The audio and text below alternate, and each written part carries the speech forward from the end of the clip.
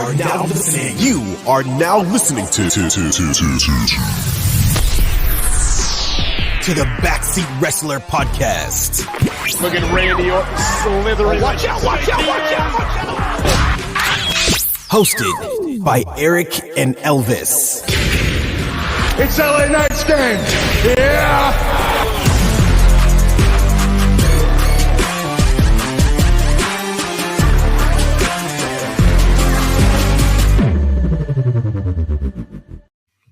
Hello and welcome to the number one wrestling podcast in the world, the Backseat Wrestler Podcast. Of course, we are back, bed never, ready to bring you more wrestling news with your hosts, Eric and Elvis.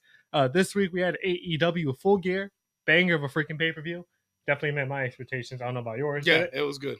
It was great. I mean, great. Other than being almost 5 hours long, it was great. Yeah, but that's the thing with AEW pay-per-views. They always take freaking forever. I think it was just missing maybe just one more, one return would have been nice. Usually AEW pay-per-views have a return. AKA Kenny Omega.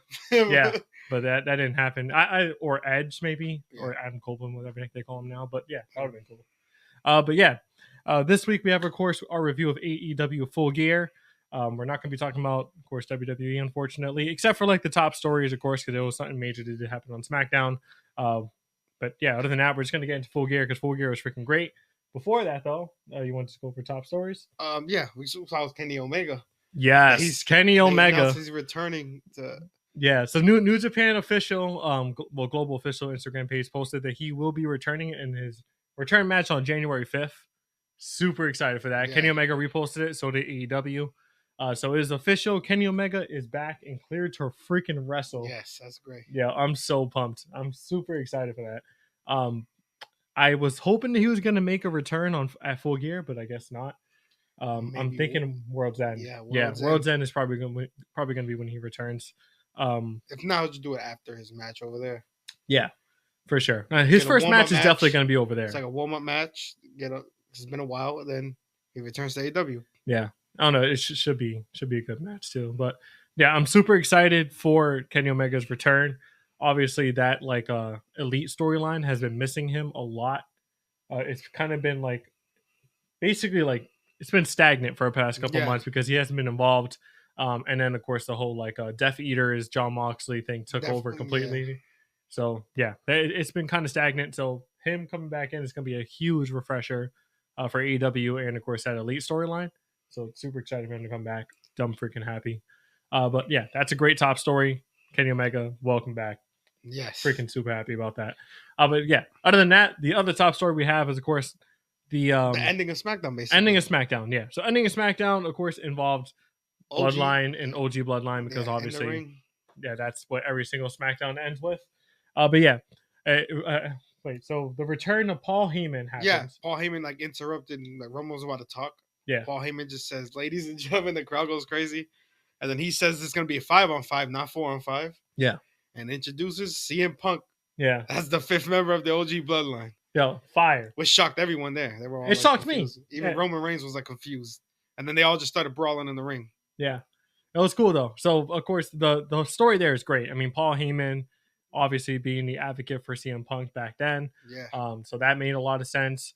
Also, I saw the clip of when Paul Heyman was being terrorized by Solo and all of them, and he talked to CM Punk and he said take me with you.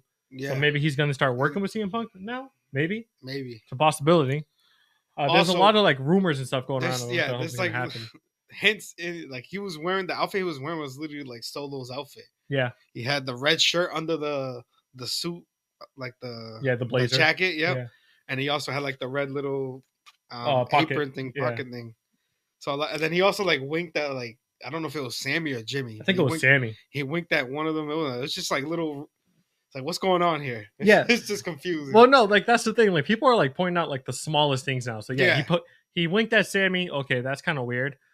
People were pointing out that Sammy threw his phone and back during a segment, and people are oh, maybe he was texting Paul Heyman or something. Yeah. Obviously we never got the answer. Just looking straight into too much detail, or it could mean something. Yeah, but the one thing is the Paul Heyman's outfit. He never dresses like that. He's always wearing a tie. Yeah. Well, not only not only that though.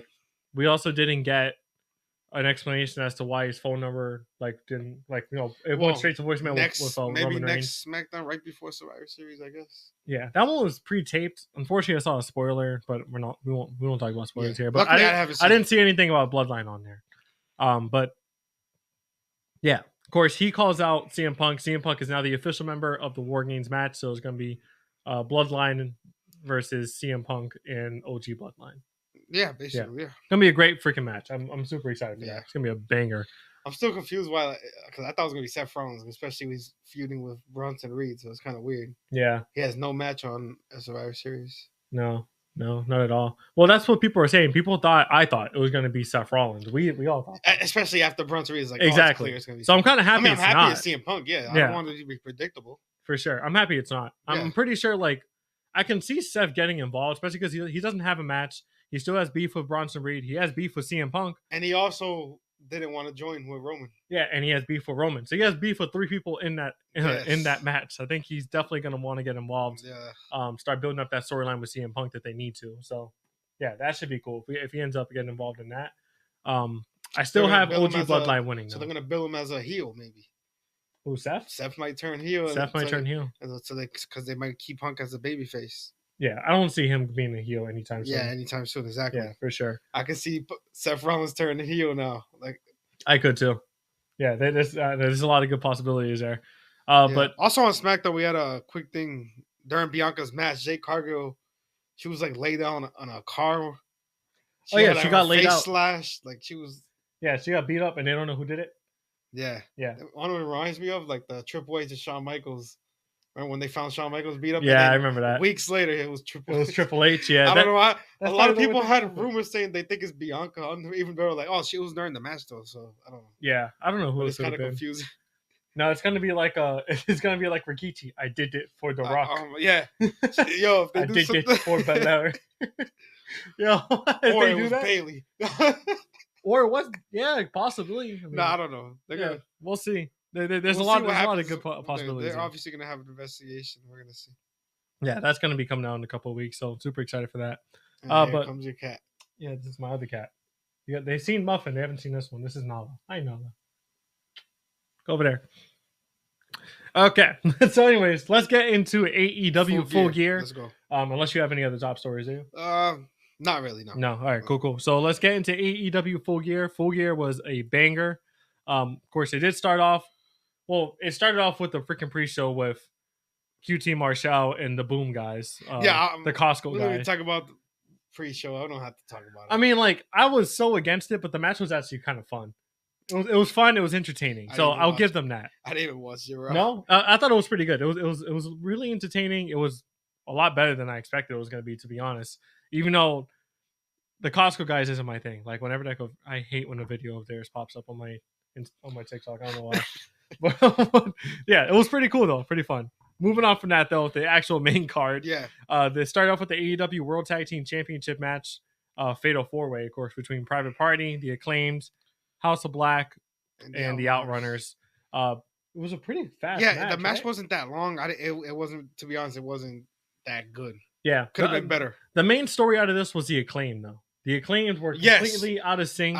And it was mostly Max Caster. Yeah, he was even getting booed. And he was sticking up the middle finger to the fans. Yeah. And then you see Anthony Bowens. He was just like, what the hell are you doing? Well, there was also a point where they almost had the match in the bag, but Max Caster was trying to tag himself in and trying to get involved. He tagged himself in, and then he's like, "Oh, let's do this move." He was trying to run everything. Yeah, he was, and I don't know. I can see a future. I can see a heel turn coming. Heel turn? You think he turns on Anthony? That's Bowens. crazy though. The Acclaim breaking up. They're the biggest. Well, one of the biggest tag teams in AEW. But I can see Max Caster turning on him. Yeah, I can see it too. I mean, honestly, and he played a good part. He's good on the mic. He was flipping off the crowd already. Yeah. Well, I'm pretty sure people were saying that he's they started booing him because he said something about Kamala Harris a couple of weeks ago, which is who the hell cares? It's political BS is so annoying. Yeah. But anyways. But no. Yeah. The whole the match was fast. Private Party won. I think that was the right decision there. They retained. Yeah, they retained. They should keep those titles for a while. Questions here is, of course, Private Party. Where the hell do you think they're going to go from here? I think that they're going to have a rematch against. the Young Bucks. I just think they keep defending until the Young Bucks come back. And the Young Bucks get the rematch. Maybe Wells End. Yeah, that's what I'm thinking. I'm thinking at World's End it's going to be Young Bucks versus Private Party again, and then hopefully that's when Kenny Omega returns and costs Young Bucks the match or something like that. That'd be cool. That'd be fire. Yeah, that'd be fire. Because Kenny Omega needs to return ASAP, especially because his return in New Japan is on January 5th. World's End is typically the last week of December, so it just makes perfect sense. Yeah, it's just like right in the time frame. Exactly. Yeah, that'd be nice. And then maybe like the Young Bucks could interfere in his match in New Japan. Because like they always interchange with that. That'd be pretty cool. For the Outrunners got a lot of cheers during this match. Yeah, the crowd was going for them. Yeah, the Outrunners have a lot of fans. I'm a big fan of the Outrunners. That's their whole gimmick is just like it's a mixture of 80s and now. Yeah. Like the 80s gimmick it's with like an aesthetic of now. It's pretty cool. But yeah, that's going to be pretty cool. Super excited for the Acclaim to break up, possibly. The Acclaim might break it's just up. the way it was happening. It was weird. Yeah. They're probably going to have something on Dynamite and then I think they're gonna Daddy Ass gonna have to get involved. Yeah, I think they're gonna brush it out for a couple weeks. Yeah, it's not gonna be that quick. Yeah, we can't rush anything. But I'm hoping, but that turn is gonna be insane. That turn is gonna be crazy. It's like he just, I guess he just wants to be solo. He's like, yeah. Well, if they build it correctly, he was tagging himself and he wanted all the moves to go through him. Yeah. Well, Matchcaster also started calling himself he self-claimed himself as the best wrestler alive. Yeah. So. Now probably Anthony Bowens is like, what the hell is going on here? Yeah. He turns heel on Anthony Bowens. I'm a big fan of Anthony Bowens too. So I think they'll both have great singles careers, to be honest. Yeah. I think that'd be pretty cool. But anyways, moving on from that match, that was a banger. Even though it was quick, it was still pretty good. We had MJF versus Roderick Strong. This was a good match. Great match. I knew this was going to be a good match. People were kind of like blowing this under the bag. A lot of people underestimated the wrestling ability of both. No, Roderick Strong is like one of the he's a freaking great wrestler. He was one of my favorite Ring of Honor wrestlers when he was in Ring of Honor, and then obviously in NXT he was throwing on banging matches as the North American champion. So yeah, this was a banger of a match, exactly what you expected. A bunch of back breakers, bunch of arm bars, etc. So yeah, MJF defeated Roderick Strong with the what the hell does he call that? Salt of the Earth. Yeah. And then he also tried to he wedged a chair in his arm, smashed his arm, and then asked when Adam Cole came out. Yeah, Adam Cole came out with the rest of Undisputed. Yeah. Not Undisputed. It's Undisputed Kingdom. Yeah, that's what they're called. Undisputed Kingdom. Kyle O'Reilly was upset at Adam. He pushed him down, I guess blaming him, for everything that's going on. Yeah, that was cool because on Dynamite we had them having basically it was a promo between Kyle O'Reilly and Adam Cole where they were basically discussing why they didn't shake hands prior. Kyle O'Reilly basically saying you're a good friend, you got to act like it. You're putting your friends in harm's way for your selfish reasons. You got to stop doing that. Yeah, and that's basically why he was pissed. He pushed him down. He's like, this is all your fault and everything. Exactly. So that was cool. I like that storyline bit. That was great. Adam Cole didn't retaliate or anything. Yeah, obviously he wants to be his friend. Sat on the ground confused, thinking about it. Also, a cool little note. Roderick's trunks, his ring gear for this week was half black, which is Undisputed Kingdom, and then it was gold, like the regular Undisputed Era from NXT. So maybe they're teasing that they're gonna get back together. I'm really hoping they do. That'd be freaking great. I can see them building up a few where maybe Adam Cole just faces Kyle O'Reilly. They have their match, and then at the end of the match, they all hug it out. That'd be nice. Yeah. I feel like they just need a match to blow it off, and then just hug it out. They're undisputed again, and then they beat the crap out of MJF. Because eventually they're gonna get back to MJF. I just feel like they should hold off on it. Yeah, even though it was literally the other way around. They don't want to attack MJF. Yeah, whatever. I honestly, I think that's truly why they didn't do Adam Cole versus MJF this week though, because it was in New York. It was New Jersey. New Jersey, but close. Yeah, it was close to where it was close to Long Island, where of course MJF is from. I guess they didn't want MJF cheers and he was talking, Adam Cole boos. Yeah, he was talking mad shit to the New Jersey crowd before the match. Yeah, anyway. He hated them. That was funny. But anyways, I'm excited to see where the heck that's going to go. I think they should focus on Adam Cole and Undisputed Era. Yeah. Build that up first and then let them go back over to MJF. Let MJF do his own thing where he's just terrorizing the locker room. I think that'd be a great thing if they do it that way. They don't need to rush Adam Cole and MJF. I don't think they're going to do that, though. Especially how he just smashed Roddy's arm. They made this. Yeah. They're obviously still going to have that. I don't know. I just want to see Undisputed again. Yeah, but they got to have this first. Maybe after this. Probably. Yeah, we'll see. I don't know. I'm just excited for that. Other than that, we had the TBS Championship match between Mercedes Moné and Chris Statlander.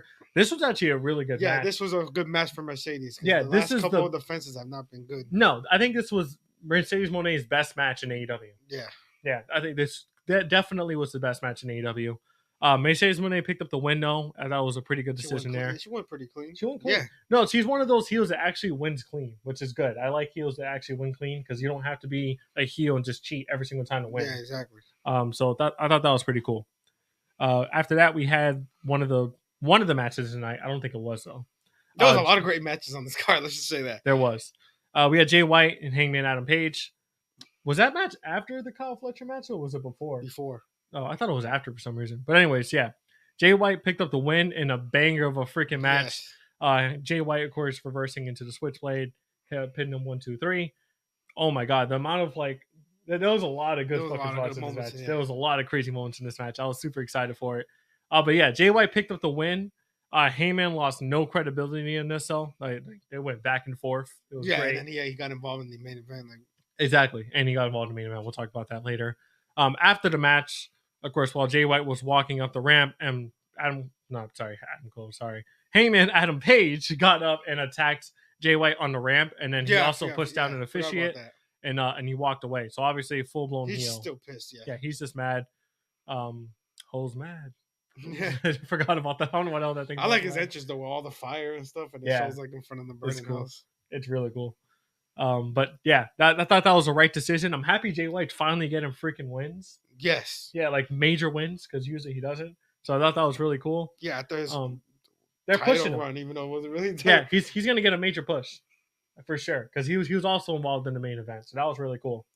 But yeah, other than that, we can get into my favorite match of the night, which was Kyle Fletcher versus Will Ospreay. All right, so not main event, but it was a main event for me. This was a freaking banger of a match. Kyle Fletcher and Will Ospreay was the match of the night. I thought it was a potential match of the year candidate.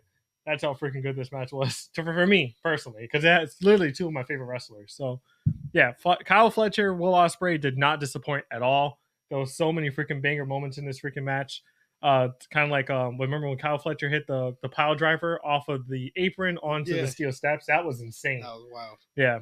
He had a brain buster on the top rope. Yeah, brain buster on the top rope. He was definitely targeting the area the whole night. Yeah, he was, because obviously the whole storyline was him messing up his arm and his shoulder area. Tiger driver and everyone. Exactly. So banger of a freaking match, I think. I thought it was great. Yeah, but didn't he beat him clean, right?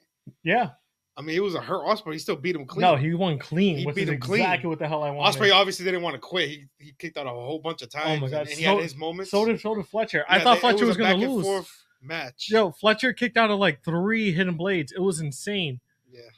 The hidden blades were perfectly timed too. It was so. And then, like you said, that was crazy. That pile driver off to the steel steps from out on the ring. That was insane. The ring. Yeah. The ending was great. It was perfect storytelling. Of course, Will Ospreay not willing to give up, trying to hit him, and Kyle Fletcher sitting there taking it oh, that's all you got. Do it again. Do it again. The outside was concerned for a little bit, but he was commentating also. Yeah, Don Callis is great though. I love Don Callis. Don Callis is so funny. But that was a great match, and this only up from here for Kyle Fletcher. No, for real. Yeah, so the match ended with of course, Kyle Fletcher hitting the brainbuster onto the freaking turnbuckle and then pinning him 1, 2, 3. That match was freaking crazy. And he was yelling in his face the whole time, saying this is my time now. Yeah. This is all me. It was so freaking great. He messed up both of his arms first, so he couldn't hit anymore. It was like some shit out of anime, to be honest. That's how crazy it was. The way it ended, I don't know. I just thought it was great. So Kyle Fletcher picked up the win. It was, I think, the best decision of the night. Yes. Obviously, Will Ospreay is my number 1 favorite wrestler. Well, he's my favorite wrestler at this point, but Fletcher is honestly a close second. Ospreay probably takes a couple weeks off, maybe a month or two. No, that's what I'm saying. Injury. So where do you think this thing goes? Do you think they're gonna have another match, or do you think they should hold off a while? I think they should hold off. I think they're gonna hold off, but obviously gonna have another match. Yeah, the Will Ospreay ain't gonna go down like that. No, but he's gonna take some time off. I say heel. Yeah, the injury, and then Kyle Fletcher just keeps going up from here, and then Will Ospreay finally makes a return later on. Yeah, a couple months. I mean, I don't have to be too long. No, there's so much stuff that they can do with Kyle Fletcher now. Oh my God, this win was so great for him. So I think that there's so many possibilities. Obviously, I think the Will Ospreay match, they should hold off on that. Probably wait a couple months until they throw that back on there. But yeah, in terms of freaking Kyle Fletcher, there's the Continental tournament that's coming up. He can be involved in that. He can win that title. This was a good night for the Don Callis family. It was, for sure. But yeah, Kyle Fletcher could go after the Continental title. He can wreak havoc on any. And plus, yeah, he's probably gonna have a couple feuds, small feuds here and there until Will Ospreay. I mean, if they wanted to face a face though, because the Continental title, who's the Continental champion at this point? Is it Okada still? No. Yeah, Okada's still champion. I'm pretty sure. Is he still champion? I'm pretty sure. I'm so lost with the Continental. I feel like I haven't seen it in a couple. I haven't seen it in a couple of weeks. So yeah. Is Okada still in? Let me see. AEW. Because it wasn't on here. International champion is Takeshi now. I don't know. Yeah, I'm pretty sure it's still. It's still Okada. Yeah, it's still Okada. So yeah, Okada still has it. So I don't think he's gonna face Okada. That wouldn't make any sense because it's heel versus heel. I can see him taking the title from Daniel Garcia, which we'll get into. Yeah. Well, yeah, later on in the night, Jack Perry versus Daniel Garcia. That match was great. Also. Yeah, we'll talk about it a little bit more in depth. But in terms of Kyle Fletcher. And all I'm saying, it's gonna be all up from here, no matter what he does. Yeah, no matter what he does, it's all up. He had a big win against that was a massive win. Anyone clean. I'm so happy they did it clean. I was really scared that they were gonna have him use a screwdriver or something like that, but no, clean win. Looked great, dominant ending. Even though the match was perfect, it was like back and forth. But the ending, he was just like, "Oh, like this is all mine. I'm still here." That was great. So yeah, super excited. I'm so freaking happy for that. Remember the week after week of us saying push Kyle Fletcher, and this finally happened. It was a lot of months. It was like 8 months of us every single episode push Kyle Fletcher, push Kyle Fletcher, push Kyle Fletcher. And now you pushed him, and he beat Will Ospreay clean. So freaking happy for that. But yeah. I don't know. I don't know what else to say there. There's just so much that they can do with Kyle Fletcher now. He is a bona fide superstar at this point. You beat the top, like one of the top. You still got to build him up more. You can't just because I've seen a lot of big wins, and after that they do nothing. That's very true. Better keep. Yeah, they got to keep the momentum going. Keep the foot on the gas. Like I said, I think the best thing for it would either be him winning the Continental title or the TNT title. But it would make more sense for the TNT title because Daniel Garcia just won it. If not, any big feud. Yeah. Or a big feud. But it kind of has that aura right now. No, there's so much stuff they can doesn't even need a title. Well, they're probably going to have a feud now with him and Mark Davis. That would make a lot of sense because Mark Davis did come out at the end to look after. To look after Will Ospreay. Obviously, they were part of Aussie Open together, so that would make a lot of sense. Yeah, that'll be something real quick, probably, I think they should do that. Honestly, that'd be cool. So, like, put that buffer in there so that way they have that match. It could just be like a little side storyline until either Will Ospreay comes back or, again, he can win a freaking title like the TNT title, etc. That'd be awesome. But, yeah. That match was a freaking banger. I'm so happy for Kyle Fletcher. Moving on from that, I guess we already talked about it, so we can talk about it really quick. The TNT Championship match, and then we'll get into the Mina Shikakara thing. But yeah, Daniel Garcia versus Jack Perry. This match was surprisingly great match. Yeah, it was great. Match. Well, not surprising. I mean, people say Jack Perry has no aura, but that match was good. I'm a fan of Jack Perry. He didn't want to quit. That was great. Yeah, that was great. So Daniel Garcia picked up the win. He made Jack Perry tap out. Yeah. I'm happy for Daniel Garcia. He's like a sharpshooter, yeah. Yeah, Daniel Garcia got the push that he's been wanting. And he finally got a title. Yeah, that was nice. So, yeah, Daniel Garcia is a TNT champion. I don't see him holding the title for that long, though. That's why I'm saying, like, I'm pretty sure, like, Kyle Fletcher would be a great person to take it off of him. Probably, yeah. Yeah, that'd be a great thing. I feel like he'll probably hold it for, like, a month or two, if I'm being honest. I don't think he's going to hold it for that long. But, yeah, in terms of, like, potential rivalries he can have, he's a face. So there's, like, I don't know. It's got to be with a heel. It's got to be with a heel because I don't like the face versus face stuff. I was gonna say Sammy because Sammy hasn't had a TNT title shot in a while. But I mean, yeah, but sometimes they do just title shots where it's just a match, not really a yeah, that's feud. True. Sammy will be a good. You might have one of those and then have a little quick feud. Yeah, but yeah, that was a great match. Honestly, probably just do like a little tournament to number one contenders. Probably for World's End.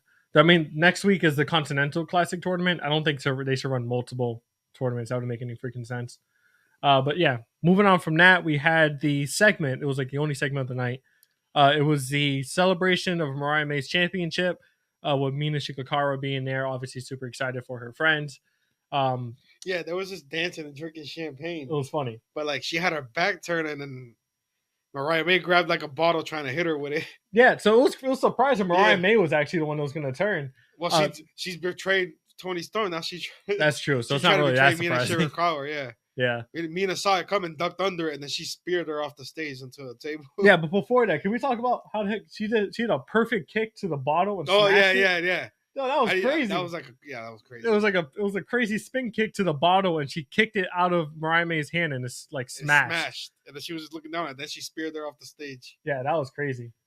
She speared her off the stage. It looked like she like messed up her tooth, or maybe she just had like a fake blood pill. Yeah. She like smeared it all over Mariah May's face, and she was just screaming. So that's obviously that's the next feud right there. That's gonna be a great title. Feud. Yeah, that's gonna be a great feud. Yeah. Mina Shikakaru is a freaking great wrestler. I think it's too soon for Mariah May to lose though, like her title. I don't know if she's gonna lose. I don't think so either. I feel like the thing is with this rivalry, it can be a couple matches if I'm being honest. It doesn't need to be one single match. The storyline is there. They were tag team champions in Stardom and all that stuff. So it makes sense if they were to freaking have a couple matches and build that up. I'm expecting like video packages and stuff to like build this up for the next couple of weeks. But yeah, I'm really happy about that. But Mariah May's been a great champion, I think. Yeah. I think she's been a fantastic champion. It kind of makes sense, I guess, that she didn't have a title shot on this pay-per-view because she's beaten everybody, basically. There's not really like a contender that has come up to the plate to face her. It's fine because they used it to start a feud. So yeah, and they used the time to... Yeah, they broke up and now they... Exactly. So it makes sense. I think I like that part, that they still had her on the show and she still had a major thing happen on the show regarding the AEW title. Women's title. So that was cool. Moving on from that, we had the AEW International Championship match between Takeshita and Ricochet. This was another good match. That was another great match. Yeah, this was a banger of a match. Perfect person won. Takeshita won. Takeshita, I thought that was obviously going to happen. I didn't think Ricochet was going to win at all. It was clean, I think, too. Yeah. Which I like. I like how they having these heels. They don't always have to win with cheating. Well, I think AEW is really good at that, especially with like pay-per-views. They rarely have interference wins. Yeah. When it comes, even if it's a heel or a face, so that's what I really love about AEW. That they show that their heels are actually like really strong opponents. Because just because you're a heel doesn't mean you can't wrestle. You need help every time. Some heels got to be strong. Got to be Thanos. Exactly. So that was pretty cool. Takeshita, I thought it was good for Takeshita to retain. Ricochet didn't need the title. No, he doesn't need it. He doesn't need it. This is good for the Don Callis family. Don Callis family is up right now. They're gonna be looking really good. They're obviously gonna have a segment like a celebration of both of them. For sure, yeah. But of course, after that we had another great match. Bobby Lashley versus Swerve Strickland. This match was a freaking banger. Match. Yeah, a lot of stuff happened. Swerve Strickland hit a stomp onto the announce table. Announce table, yeah. That was crazy. Onto Bobby Lashley onto the announce table. That was insane. He had like a crazy DDT onto the apron, and Bobby Lashley hit his head on the bottom of the floor. That was crazy. Yeah. So it looked like Bobby Lashley was going to lose. He even hit a stomp on the inside the thing, and he kicked out at 2 pretty quickly too, and strong.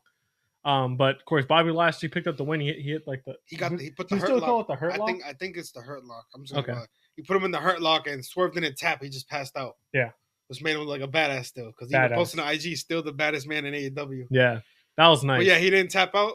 And then after that, Prince Nana went in the ring and he got put in the he got put in a hurt lock too. Yeah, I don't know what the hell he was. So it made Bobby Lashley look strong, but it also does nothing to Swerve at all. Nah, but Swerve needs a win though. He's lost like 5 straight matches. I feel like. Other than like the basic matches on AEW, I'm talking about like 5, it's like what 3 or 4 major pay-per-view matches back to back. So I think he needs a win. He needs a win. The next one, Bobby Lashley needed this win. I think. No, Bobby Lashley needed this win, so it makes sense in that storyline. But the next one, World's End, I think Swerve's will win 100%. But yeah, I thought that was pretty cool. Great match. Bobby Lashley looking strong. Hurt Syndicate looking strong. Yeah. I think Ricochet should join Hurt Syndicate, to be honest. Especially after the loss, maybe. Yeah, they've been teasing it for a while. It would make sense for him to join. Yeah, after the loss, he joins. That'll be fine. Exactly. And then MVP as his mouthpiece, because Ricochet can't cut a promo. Yeah. I'm like, Ricochet, you're great. But, like, yeah, you can't cut a promo. I'm sorry. But, yeah. Anyways, moving on from that, we had the main event. Jon Moxley versus Orange Cassidy. World title. AEW World Championship. AEW World Championship. Obviously, it's just AEW versus anti-AEW was basically the storyline behind this. Of course, Jon Moxley defeated Orange Cassidy with the help of the Death Riders. It was a pretty good match. It was a good match. It was a good match. It wasn't my favorite match. It wasn't the best match of the night. It probably wasn't even top 3. There was a lot of good matches. There was a lot of good matches, but it was still pretty good. the main storyline with this, though, is of course after the match. After the match, Death Riders tried to basically poison Orange Cassidy. Yeah, with like some cleanest solution, they try to poison him. Yeah, I was not expecting that at all. I was like, what the hell are they doing? Hangman comes out for the save. Yeah, which is surprising because obviously he's a heel. Yeah, but he's also, I guess, defending AEW still. Yeah, so we know he has issues with Jon Moxley. Obviously, they've had that rivalry, so it makes kind of sense that he's doing that. Also, he's not anti AEW. He just hates like Jay White and a bunch of people. No, I'm saying he's like this guy's anti AEW and he's not. He's just defending AEW even though he's a heel. Exactly. So he did kind of help Orange Cassidy, and then Christian Cage, he tries to cash in that opportunity. I always forget Christian Cage has that freaking title opportunity because he hasn't shown it. But he's been on TV, but they haven't really shown like him trying to cash it in. Yeah, but he tried recently. He tried. Attempted. Jay White came out and hit a hidden blade on him. Yeah, again, Jay White being involved in major storylines. Yeah, I thought it was great that he hit it, and he was like, He's like, you thought I forgot about you because they still have that storyline going. I loved it. Multiple storylines going on. Which is great. They left the arena as they were leaving. Darby Allin, he smashes like his car into that pickup truck. Yeah. So they had to go like steal a car. Yeah, they stole another car and they drove off. And then it was revealed it was Darby Allin. Darby Allin just went on the car and smashed the car with the skateboard. Yeah. And that was the end of Full Gear. Yes. Storylines that can possibly. So Darby Allin's obviously probably next probably. Yeah, people are saying that Darby might be the one to dethrone Jon Moxley. I don't think he should. He probably will though. Just looking at the storyline, I think he could. I don't think he should. Probably shouldn't, but I think it's gonna happen. I like I said prior, I think it should be Kenny Omega because Kenny Omega is the embodiment of AEW. Yeah, that'd be fire. Like he comes. But also, Darby Allin's been there since the start, also. Yeah, it's true. But like, if you want like Darby a major guy, put his body on the line every freaking match. That's true. So he embodies AEW like crazy. Yeah, I'm a big fan of Darby, but I don't think he should be the guy to beat Jon Moxley. I truly believe it should be Kenny Omega. That'd be a banger. Yeah, but if he does, Sting's gonna return non-play. Oh my god. No, but I don't know. I don't know. If he does, I wouldn't be mad. Cool. It's just as long as Kenny's involved somehow. Yeah, but the thing is, like, I don't see Darby as AEW champion. Like, I think he's great. He can be champion just for not. He don't have to have a long run either. He can be champion. Don't know. I feel like I don't know. Like the views, I feel like the views wouldn't be as good if it was Kenny Omega. Like if it was Kenny Omega, it'd be better. Yeah, it's just Kenny Omega's already been champ, but it's been a while. It's been a while. He deserves it, honestly. He deserves it. He put on freaking. There's been a lot of guys that hasn't have a title in a while. Yeah. There's a lot. Sammy hasn't won a TNT in a while. Jay White never won a title though. Yeah, he just had it. But he had the trios titles, but that's it. Remember, he had the world title, but it was MJF. It was MJF. He just stole it. That was a great. good feud. Though, it was funny. Great feud. Who else hasn't had a title in a while? I'm trying to think. I mean, obviously Adam Cole, but it's because he's been hurt. He's been injured. Yeah. He's finally stable. Just keep him stable, and then eventually he'll go after something. There's a lot of guys that could be in line for a world title. Yeah. So in terms of Moxley, or even any title. Yeah, like you said, I'm pretty sure it's gonna be Darby. But didn't he face Darby already? That's what I'm saying. Then he beat him. He beat Darby, but it wasn't for the title. It was for the number one contender for the title. Yeah. So he hasn't technically faced him for the championship. Now Darby's still defending AEW. He did that at the end. So I feel like, well, he probably doesn't even have to beat him. That could just be the next feud. Yeah, I think Kenny comes back after maybe. So that maybe leads to the next feud with Darby. And then Jon Moxley wins, and then maybe Kenny Omega. So maybe that's what happens, and maybe that's what happens at World's End. Yeah, maybe at World's End, it's going to be Jon Moxley and Darby. Jon Moxley picks up the win. Everybody thinks, it's over for AEW. Death Riders are smashing them, and then Kenny Omega. Kenny Omega returns. That'd be great. Yeah, that'd be a huge ovation. Yeah, great. That'd be awesome, honestly. I wonder where World's End is this year. I don't even know. I don't remember. I really wish. Last year they were in Long Island, right? They were in MJF. Yeah, they were in MJF thing, and isn't that where Samoa Joe? Where the hell is Samoa Joe? Injured, probably. Where's Eddie Kingston? Eddie Kingston's injured. Oh yeah, remember he broke his. Oh leg. Yeah. I forgot. Yeah, it's really bad. He ain't gonna come back for a while. Yeah, so Eddie Kingston. I can't World's wait for End is the December 28th. December 28th. Orlando, Florida. Florida. Ooh, that should be a good one. Yeah. Survivor Series is it's in Canada. I'm gonna be in Canada next week, so we're gonna film virtual for that thing. But I'm gonna be on the opposite side. It's in Vancouver. I'm gonna be in Toronto. So damn. I really went. If it was in Toronto, I would have went 100% because I went to a pay-per-view. Oh, it's in Vancouver. Yeah, it's in Vancouver. It's on the opposite side. I can't go there. Yeah, that's far. Yeah, hell no. But if it was in Toronto, I definitely would have freaking went. That would have been fun. So next week we're gonna be on video. Yeah. Next week we'll have a review of Survivor Series War Games, and that will be virtual, but should still be a banger. But yeah, that was basically it for Full Gear. I'm happy with it, honestly. Yeah, Full Gear was great. Yeah, some people were saying they were disappointed with it. It was just like, why? Like, you can't have a... The only thing I was disappointed in is I was freaking tired. Yeah, I was tired, and then too. I was hoping for like a return or two. But other than that, the matches itself were good. Yeah, it was good. I don't know. But I was happy best matches, like obviously like the Will Ospreay one with Kyle Fletcher, and then I think the TNT Championship, and then I think the Swerve one, maybe. Yeah. But there's all, I don't know. Even the international title match was great. That was great, yeah. I don't know. It was great, though. I thought it was Will Ospreay, Kyle Fletcher, and then it was Hangman and Jay White. Yeah. And then it was Bobby Lashley and it might be Hangman and Jay White, and then I think the TNT. I think Bobby Lashley was 4. That TNT match was great. Yeah. Thanks for checking out this episode of the Backseat Wrestler Podcast with Eric and Elvis. Make sure to like, comment, and subscribe so that you never miss an episode.